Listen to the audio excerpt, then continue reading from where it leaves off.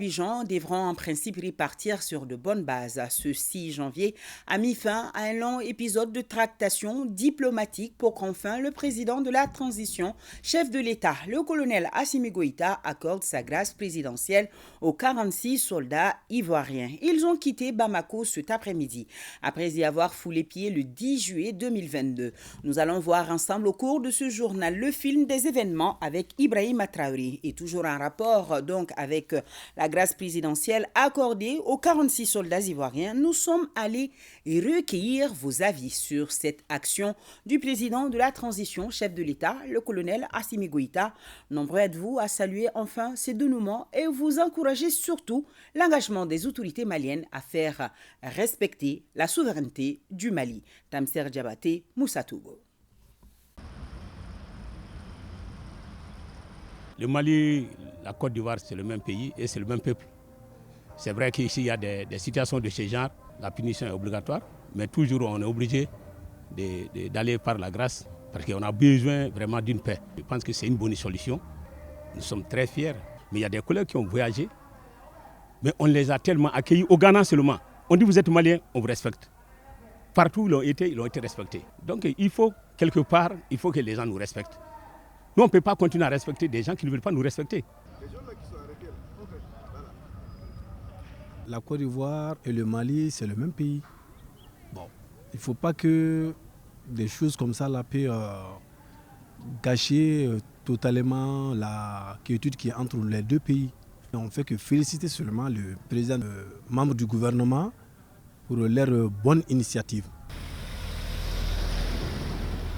Tout est bien qui finit bien, dira-t-on. Nos autorités ont eu la bonne idée d'y réserver un traitement judiciaire, faute de quoi on n'aurait jamais pu envisager une grâce aujourd'hui. Et pourtant, il fallait que justice se fasse.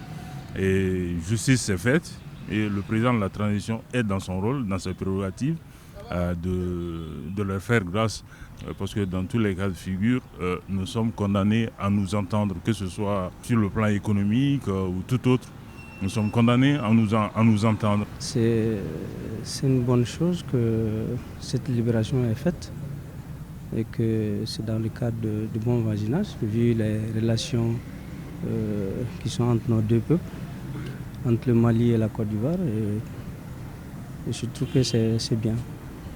Nous avons toujours été sous tutelle, je dirais sous tutelle, mais cette fois-ci avec ces jeunes qui sont au pouvoir, et ce pouvoir aussi est soutenu par le peuple.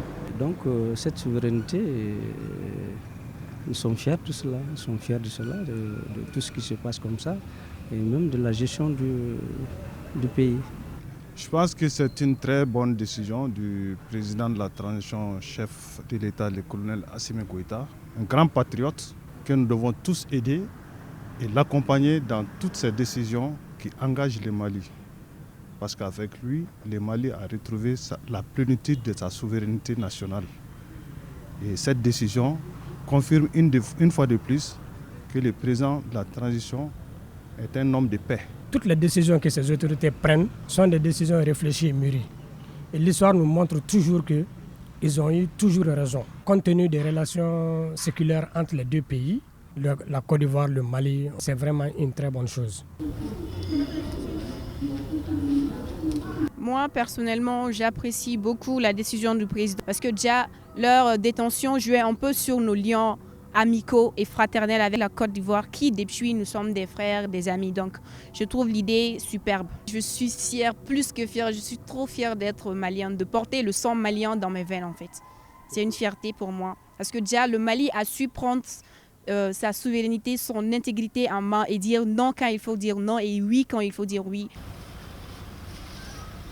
Je trouve la décision du président noble. Le Mali et la Côte d'Ivoire, ce sont des pays frères au fait. Le fait qu'il a gracié ces chances-là prouve sa volonté d'apporter la paix et de consolider les liens entre ces deux pays. Grâce au président Assimi Goïta, aujourd'hui je peux me taper la poitrine pour dire que je suis fière d'être malienne et d'être fille de ce pays, de ce grand Maliba. Je pense que c'est une très bonne chose. Et disons que ça fait vraiment beaucoup de mois que nous attendions cette décision. Parce que le Mali et la Côte d'Ivoire, c'est des États frères. Et nous avons tous des parents en Côte d'Ivoire, nous avons tous des frères qui sont là-bas. Et nous ne voudrons pas que les tensions soient vraiment tendues entre ces deux pays.